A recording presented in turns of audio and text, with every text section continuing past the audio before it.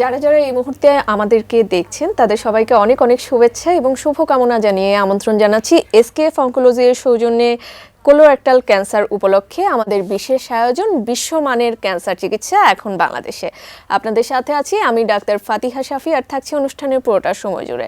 দর্শক, ক্যান্সার একটি ভয়াবহ বিভীষিকার নাম। ক্যান্সার শুনলেই আমরা এখনও ভয়ে আঁতকে উঠি। তাই আজকে আমাদের অনুষ্ঠানের বিষয়বস্তু চূড়ান্ত করেছি কোলোরেক্টাল ক্যান্সার সম্পর্কে সচেতনতা। আর এই বিষয়ে কথা বলার জন্য আমাদের সাথে অতিথি হিসেবে আছেন ডাক্তার নাসির উদ্দিন মাহমুদ শুভ, ক্যান্সার বিশেষজ্ঞ, চট্টগ্রাম মেডিকেল কলেজ ও হাসপাতাল। আমন্ত্রণ আপনাকে আমাদের আজকের এই আয়োজনে। ধন্যবাদ আপনাকে। আমরা কোলোরেক্টাল ক্যান্সার নিয়ে আলোচনা করতে যাচ্ছি। শুরুতেই যে বিষয়টি জানবো যে কোলোরেক্টাল বলতে আসলে আমরা কি বুঝি এবং কোলোরেক্টাল ক্যান্সার বলতে আমরা কি বুঝবো? ধন্যবাদ। কোলোরেক্টাল ক্যান্সার বলতে আমরা সাধারণত বুঝে থাকি যে আমাদের মানুষ যখন খাদ্য গ্রহণ করে তখন খাদ্যটা বিভিন্ন রাস্তা, যেমন খাদ্যনালী, পাকস্থলী থেকে শুরু করে ক্ষুদ্রান্ত, বৃহদান্ত্র হয়ে মলদ্বার এবং মলাশয় হয়ে পায়খানাটা হয়ে বের হয়ে যায়। এই বৃহদান্ত্র এবং মলদ্বার এই দুটোর যে ক্যান্সার হয়ে থাকে আমরা সেটাকেই কোলোরেক্টাল ক্যান্সার হিসেবে বলে থাকি। আচ্ছা, ওই পোর্শনটাতে আমরা যেরকমটা জানি অনিয়ন্ত্রিতভাবে কোনো যদি কোষের বৃদ্ধি ঘটলে, এবং সেটা প্রথমে এগুলো বিনাইনও হতে পারে, মানে অক্ষতিকর হতে পারে, বা যেগুলো ক্ষতিকর হয়ে যায় সেগুলোকে আমরা ক্যান্সার বলছি। আচ্ছা আচ্ছা, এই যে কোলোরেক্টাল ক্যান্সার হচ্ছে, তো বাংলাদেশের আসলে সার্বিক পরিস্থিতি কেমন? আমরা যদি পুরো বিশ্বের সাথে কম্পেয়ার করে থাকি তাহলে সেটি কেমন হয়ে থাকতে পারে? পুরো বিশ্বে আসলে যে ক্যান্সার রেজিস্ট্রি আছে, বাংলাদেশে সেভাবে করে কোনো ক্যান্সার রেজিস্ট্রি নেই। তো পুরো বিশ্বের দিকে যদি আমরা তাকাই তাহলে গ্লোবোকেন ডাটা অনুযায়ী দেখা যাচ্ছে প্রতি বছর 2 মিলিয়ন বা 20 লক্ষ মানুষ কোলোরেক্টাল ক্যান্সারে আক্রান্ত হয়। এর মধ্যে 10 লক্ষ মানুষ এই রোগে মৃত্যুবরণ করছে। বাংলাদেশে সেভাবে কোনো ক্যান্সার রেজিস্ট্রি না থাকার কারণে আমাদের ডাটাটা সেভাবে সমৃদ্ধ নয়। বিশ্বে এর অবস্থান তৃতীয় হলেও আমাদের দেশে এই রোগের অবস্থান দেখা যাচ্ছে 10ম। প্রতি বছর আমাদের লাস্ট 2022 সালের গ্লোবোকেন ডাটা অনুযায়ী দেখা যাচ্ছে 6000 রোগী এই রোগে আক্রান্ত হয়েছে এবং মৃত্যুবরণ করেছে প্রায় 3000 রোগী।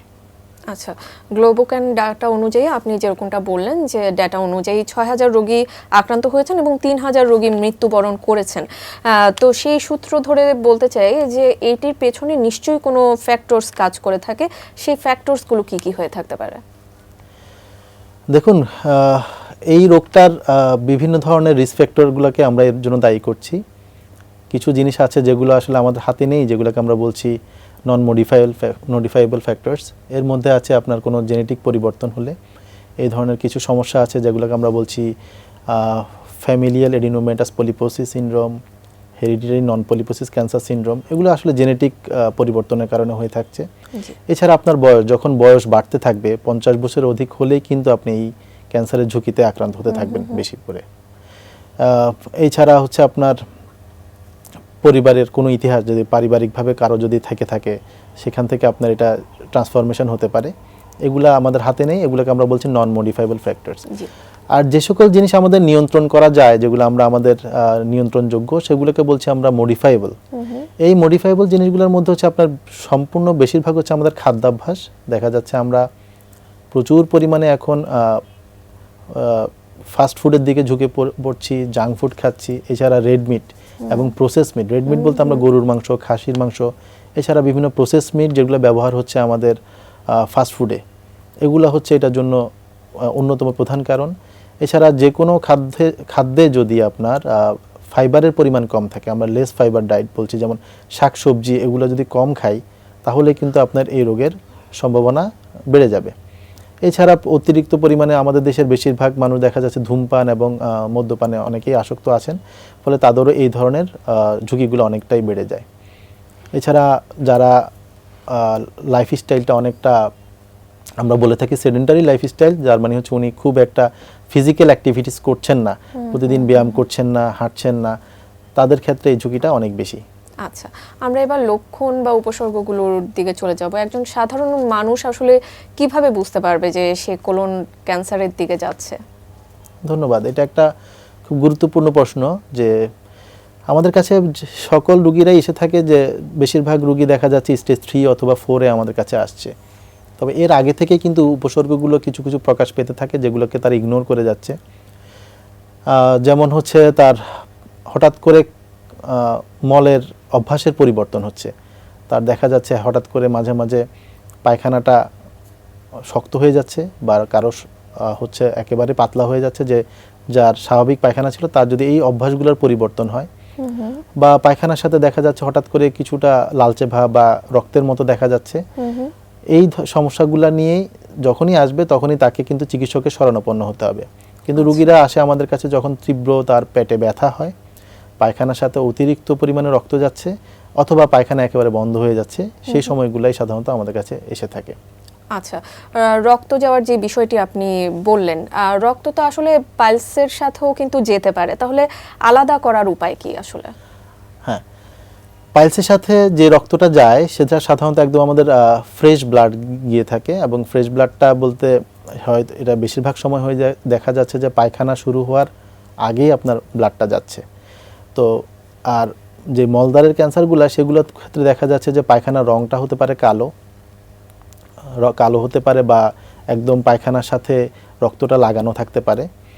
ফলে এই সমস্যাগুলা যখনই দেখা যাবে তখনই বুঝতে হবে যে এটা পাইলসের সমস্যা নয়, এটা মলাশয়ের কোনো ধরনের সমস্যা হতে পারে। এছাড়া পাইলসের সমস্যাও যদি রুগী মনে করে থাকে, তাকে অবশ্যই একজন গ্র্যাজুয়েট ডাক্তার বা সার্জারি বিশেষজ্ঞ বা যে কোনো ডাক্তারের শরণাপন্ন হতে হবে। এই পাইলস নিয়ে অবহেলা করা যাবে না। আমাদের দেশের সবচেয়ে বড় সমস্যাটাই হচ্ছে পাইলস রুগীর, সবাই মনে করছে যে আমার পাইলসের সমস্যা, এভাবে করতে করতে রোগটাকে অনেক বেশি বাড়িয়ে ফেলছে। আচ্ছা, তো এবার ডায়াগনোসিসের দিকে চলে যাব। আপনারা আসলে কিভাবে নিশ্চিত হন যে একজন রোগী কোলন ক্যান্সারে আক্রান্ত হয়েছেন? ধন্যবাদ। আসলে নিশ্চিত করার জন্য যে সকল পরীক্ষা যদি আমরা একেবারে নিশ্চিত করতে যাই, সেক্ষেত্রে তো হচ্ছে আপনার মাংস পরীক্ষাটা সবচেয়ে গুরুত্বপূর্ণ, কিন্তু সেটা তো আর আমরা শুরুতেই করছি না। আমরা প্রথমেই তাকে বিভিন্ন ধরনের পরীক্ষা করতে পারছি। যখন কোনো রুগী আর্লি স্টেজ বা আমাদের কাছে সিমটমগুলো নিয়ে আসবে, যেগুলো আমি বলছি যে ওনার হঠাৎ করে পায়খানার অভ্যাসের পরিবর্তন শুরু হলো, সেই ক্ষেত্রে তাকে আমরা কিছু মলের পরীক্ষা দিয়ে থাকি, বা মলের পরীক্ষাগুলো দিয়ে থাকি। এগুলোকে আমরা ওবিটি টেস্ট বলছি, ওকাল ব্লাড টেস্ট আছে দেখছি। এছাড়া আমরা করছি তাদেরকে সিগময়েডোস্কোপি করতে পারি, কোলোনোস্কোপি করতে পারছি, ভার্চুয়াল কোলোনোস্কোপি। এগুলোর মাধ্যমে আমরা দেখছি যে তার রোগ আছে কি না, সেগুলো শনাক্ত করার চেষ্টা করছি। এগুলো শনাক্ত হয়ে যাওয়ার পরেই তারপরে আমরা মাংস পরীক্ষা যাচ্ছি, সেটা কোলোনোস্কোপি বা সিগময়েডোস্কোপির মাধ্যমে মাংসটা নিয়ে এসে যখন আমরা নিশ্চিত হচ্ছি যে তার সেখানে সমস্যা আছে, তখনই আমরা তাকে বলছি যে আপনার ক্যান্সার আছে। আচ্ছা, এই যে এই পরীক্ষাগুলোর কথা আপনি বললেন, সেই পরীক্ষাগুলো কি আমাদের প্রান্তিক পর্যায়ে অ্যাভেলেবল আছে কিনা, বা আমাদের প্রান্তিক পর্যায়ে যেসব মানুষজন আছেন তারা কি সেই গুলো অ্যাভেল করতে পারবেন কিনা? এই পরীক্ষাগুলো আসলে খুবই সিম্পল টেস্ট। এগুলা আমাদের এখন মলের পরীক্ষা যেটা বলছি, এগুলো কিন্তু আপনার যে কোনো জেলা হাসপাতালে এখন অ্যাভেল করতে পারছে তারা। কোলোনোস্কোপি বা সিগময়েডোস্কোপির কথা যদি বলি, যেখানে আপনার যে কোনো গ্যাস্ট্রোএন্টারোলজিস্ট অথবা সার্জন যদি চেম্বার করে থাকে, এবং আমি যতদূর জানি যে বাংলাদেশের এমন কোনো জায়গা এখন নেই যেখানে এই ধরনের ডাক্তার সাহেবরা যাচ্ছেন না, ফলে এগুলা কিন্তু অ্যাভেলেবেল সবখানেই, এবং বাংলাদেশে কিন্তু এগুলো চাইলেই খুব দ্রুত আমরা শনাক্ত করতে পারি। জি, অসংখ্য ধন্যবাদ আপনাকে। আমরা এই বিষয়গুলো নিয়ে আরও আলোচনা করতে যাচ্ছি আপনার সাথে। আমাদের একটি বিজ্ঞাপন বিরতির সময় হয়ে গেছে, বিরতির পর আবারও যুক্ত হচ্ছি। দর্শক, সময় হয়ে গেল ছোট্ট একটি বিজ্ঞাপন বিরতির। কোথাও যাবেন না, আমাদের সাথেই থাকুন।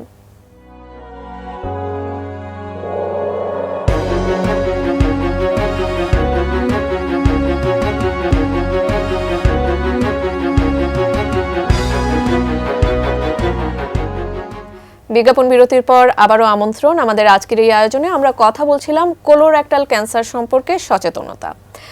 বিজ্ঞাপন বিরতিতে যাবার আগে আমরা বিভিন্ন ডায়াগনোসিস প্রসিডিওর নিয়ে কথা বলছিলাম। আমরা যদি স্টেজিং এর দিকে চলে যাই, যে কোনো ক্যান্সারের সাথে স্টেজিং কিন্তু আসলে রিলেটেড। তো কোলোরেক্টাল ক্যান্সারের ক্ষেত্রে স্টেজিংটি কীরকম হয়ে থাকে? আচ্ছা, এটা সাধারণত আমরা রোগটাকে 4টা স্টেজে ভাগ করে থাকি, স্টেজ 1 থেকে 4 পর্যন্ত। তো প্রত্যেকটা জিনিসেরই স্টেজিং করতে হলে আমাকে যেটা করতে হবে, প্রথমে শনাক্ত করার পরে সেখানে আমি দেখতে পাচ্ছি যে তার রোগটা আছে কি না। এরপরে আমরা তাকে করছি আমরা তাকে সিটি স্ক্যান অথবা এমআরআই দিচ্ছি, একটা অ্যাবডোমিনাল সিটি স্ক্যান অথবা এমআরআই। তারপর আমরা তাকে, যদি আমরা মনে করছি যে রোগটা অনেক বেশি অ্যাডভান্স হয়ে গিয়েছে, সেক্ষেত্রে আমরা তাকে সিটি স্ক্যান অফ চেস্ট অথবা এমআরআই দিচ্ছি।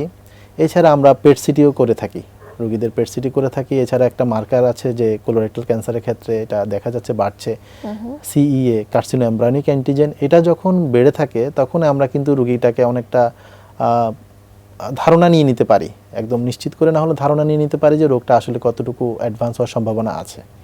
তো তখন আমরা সেই স্টেজ যেটা আমরা চিন্তা করছি সেভাবে তাকে ইনভেস্টিগেশনগুলো দিয়ে থাকি। আচ্ছা, আমরা যদি চিকিৎসা প্রসঙ্গে চলে যাই, আসলে আমরা যে কোনো ক্যান্সারের ক্ষেত্রে জানি যে চিকিৎসাগুলো এরকম হয়ে থাকে সার্জারি, কেমো, রেডিওথেরাপি, এই প্রসেসগুলোর মধ্য দিয়ে যায় এবং কিছু উন্নত চিকিৎসাও উদ্ভাবিত হয়েছে ইতোমধ্যে, সেই প্রসঙ্গে জানবো। আচ্ছা, কোলোরেক্টাল ক্যান্সারকে যদি আমরা ভাগ করি, আসলে আমরা টার্মটা কোলোরেক্টাল হলেও এটাকে আমরা দুভাবে ভাগ করতে পারি, একটা হচ্ছে কোলন এবং রেকটাম। কোলন বলতে আমরা বৃহদান্ত্রের ক্যান্সার। এই রোগের ক্ষেত্রে আমার যদি আমরা চিকিৎসা পদ্ধতি বলি, সেক্ষেত্রে দুটোই চিকিৎসা পদ্ধতি, সেটা হচ্ছে আপনার সার্জারি বা অপারেশন এবং হচ্ছে কেমোথেরাপি অথবা এখন আমাদের অত্যাধুনিক চিকিৎসা পদ্ধতি যেগুলো চলে আসছে, ইমিউনোথেরাপি, টার্গেটেড থেরাপি, সব কিছুই বর্তমানে আছে বাংলাদেশে। আর রেকটাল ক্যান্সারের ক্ষেত্রে আমরা যদি বলি, সেক্ষেত্রে তার কেমোথেরাপি, সার্জারি, রেডিওথেরাপি, এই তিনটা মডালিটিসই বা তিনটা পদ্ধতি আমাদেরকে ব্যবহার করতে হচ্ছে। সেটা বিভিন্নভাবে হয়, আগে অপারেশন অথবা আগে কেমো রেডিয়েশন দিয়ে পরবর্তীতে অপারেশন। এগুলো বিভিন্ন স্টেজের উপর নির্ভর করছে আপনি কিভাবে এই জিনিসগুলো ব্যবহার করবেন। আবার এমন হচ্ছে অনেক আর্লি স্টেজ, তার অনেক সময় দেখা যাচ্ছে কোলন ক্যান্সারের ক্ষেত্রে কেমোথেরাপিও লাগছে না। সবারই যে কেমোথেরাপি লাগবে ব্যাপারটা তা নয়, প্রত্যেকটা ব্যক্তিকে আমরা বলছি যে আপনি আলাদা। এবং হচ্ছে এখন প্রিসিশন মেডিসিনের যুগ চলে এসেছে। প্রিসিশন মেডিসিন বলতে আমরা বুঝি একই রোগ নিয়ে যদি দুজন রোগী থাকে, কিন্তু রোগের যে নিজস্ব এনভায়রনমেন্ট, হয়তো একই ওষুধে দুজনেরই কাজ করবে না, ব্যক্তির নিজস্ব কোনো ওষুধ লাগছে, সেগুলো ডিটেক্ট করার জন্য আমাদের কিছু জেনেটিক টেস্টিং লাগছে বা মলিকুলার টেস্টিং লাগছে। এই টেস্টগুলো কিন্তু এখন আমরা অহরই করে থাকছি এবং প্রত্যেকটা পেশেন্টেরই করছি। এমনও দেখা যায় স্টেজ 2 কোলন ক্যান্সার পেশেন্ট, তার কোনো ধরনের চিকিৎসায় যেতে হচ্ছে না অপারেশনের পরে। ফলে এই চিকিৎসা ছাড়াও রোগীটা কিন্তু সম্পূর্ণরূপে সুস্থ থাকছে। আচ্ছা, আর ইমিউনোথেরাপির কথা যেটা বলছিলাম, এগুলো একটা খুবই রিসেন্ট কনসেপ্ট। অনেকের ধারণা যে বাংলাদেশে কি ইমিউনোথেরাপি দেওয়া যাচ্ছে কিনা। তো ইমিউনোথেরাপিটা আসলে এখন এত অ্যাভেলেবেল হয়েছে এবং এটা খুবই সচরাচর, আমরা একদম প্রতিদিনই আমরা আমাদের ডে টু ডে প্র্যাকটিসে প্রায় 3 থেকে 4 জন রোগীর ইমিউনোথেরাপি দিয়েই থাকি। কেমোথেরাপি তো আছেই, সাথে ইমিউনোথেরাপি 3 থেকে 4 জন রোগীর চলছেই। এটা আমরা যে কাজ করছি, যেখানে মনে করেন চট্টগ্রামে অনেকে চিন্তা ভাবনা যে সিটির বাইরে বা ঢাকার শহরের বাইরে এই ধরনের চিকিৎসা পদ্ধতিগুলো আসলে অ্যাভেলেবেল কিনা। তো তাদেরকে আমি বলতে চাই যে নির্ভয়ে আপনি যেখানে একজন কোয়ালিফাইড ক্যান্সার বিশেষজ্ঞ পাবেন, সকল ক্যান্সার বিশেষজ্ঞই কিন্তু এই জিনিসগুলো নিয়ে ওয়াকিবহাল এবং সবাই কিন্তু দিতে পারছে। হ্যাঁ, কিন্তু এই যে ইমিউনোথেরাপির কথা বললেন, সেটি কিন্তু অত্যন্ত ব্যয়বহুল একটি ট্রিটমেন্ট প্রসিজিওর আমি যতটুকু জানি। তো সেটিকে আসলে সাধারণ মানুষের ক্রয় ক্ষমতার মধ্যে আছে কিনা? ধন্যবাদ। এটা আসলে খুবই গুরুত্বপূর্ণ প্রশ্ন যে এইটার ক্রয় ক্ষমতাটা একটা সময় আমরা যখন শুরু করেছি, আমরা বা এই সাবজেক্টে আসি, তখন কিন্তু কেমোথেরাপিগুলোও কিন্তু এই দেশের মানুষের ক্রয় ক্ষমতার মধ্যে ছিল না। কিন্তু ধীরে ধীরে যখন বিভিন্ন ধরনের ফার্মাসিউটিক্যালস বা কোম্পানিগুলো এসছে, দেশি কোম্পানিগুলো প্রোডাকশনে যাচ্ছে, তখন দেখা যাচ্ছে ওই ওষুধগুলোর দাম অনেক কমে এসছে। এখন কিন্তু রোগীরা এগুলো অ্যাভেল করতে পারছে।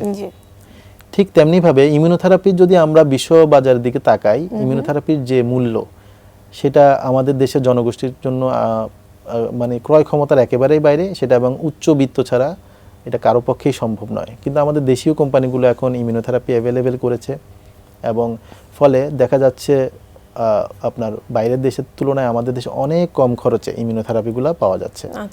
এই জন্য এখন আমাদের দেশে মধ্যবিত্তরা ইমিউনোথেরাপি নিতে পারছে, কিন্তু নিম্নবিত্তদের অবশ্যই নাগালের বাইরে এই চিকিৎসা। তবে আস্তে আস্তে যেভাবে কোম্পানিগুলো বা সবাই এগিয়ে আসছে, আমরা আশা করছি সামনে হয়তো সবাই এটা ব্যবহার করতে পারবে। যে আমরাও সেই ব্যাপারে শতভাগ আশাবাদী। আর এবার প্রিভেনশনের দিকে চলে যাব, যে আসলে আমরা যেরকমটা জানি prevention is better than cure. কি ভাবে আসলে কোলোরেক্টাল ক্যান্সারকে প্রতিহত করা যেতে পারে? আসলে প্রিভেনশনের চেয়ে বড় কোনো উপায় আমাদের কাছে জানা নেই যে এই রোগটার যে মহামারী বা রোগটার কমানোর জন্য। স্ক্রিনিং হচ্ছে এটার সবচেয়ে বড় অস্ত্র। আপনি স্ক্রিনিংয়ের মাধ্যমেই কিন্তু এই রোগটা কমাতে পারবেন। তো আমি যেটা বলছিলাম যে 50 বছরের পর থেকেই একটা পেশেন্টের কিন্তু এই কোলোরেক্টাল ক্যান্সার হওয়ার ঝুঁকিটা অনেক বেশি বেড়ে যাচ্ছে। ফলে স্ক্রিনিংটা শুরু করতে হবে আমাদের 45 বছরের পর থেকে।